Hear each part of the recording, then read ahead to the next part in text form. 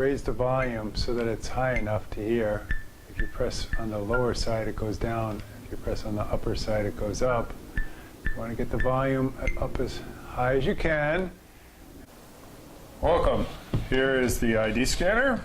When you first get the ID scanner, you'll have a power supply. Very important to use the same power supply. This is a 12-volt DC 1 amp power supply. It plugs in on the side here. And a USB cable, which also plugs in on the side here. When you first get the unit, suggest that you plug it into the wall.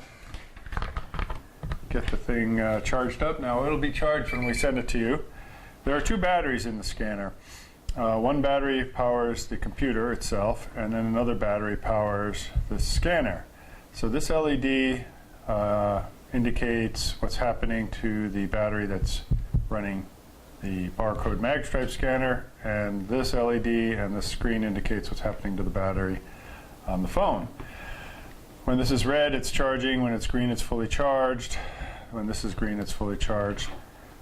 When you first get the unit, first thing you have to do is turn on the switch that powers the scanner. You'll turn it on once and pretty much leave it on all the time. Pull the stylus out here. The stylus is on the end. And there's a switch inside this hole. So pressing this in will turn the power on to the scanner. You replace the stylus.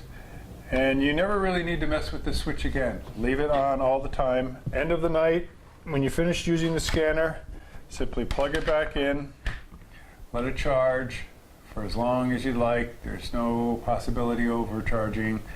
It doesn't matter when you plug it in, so unplug it to use it, plug it in at the end of the night. All right? When you first get it, you'll press this button at the top. There's a power button here. It's a little bit recessed, but you might be able to see it here. And you'll notice the unit comes up with a flash screen. It takes about a minute or so to go through this. You have to power this button on again in normal operation once the unit is running. And I'll keep repeating this. End of the night, plug it in, leave it plugged in all the time, and you don't have to mess with any of these switches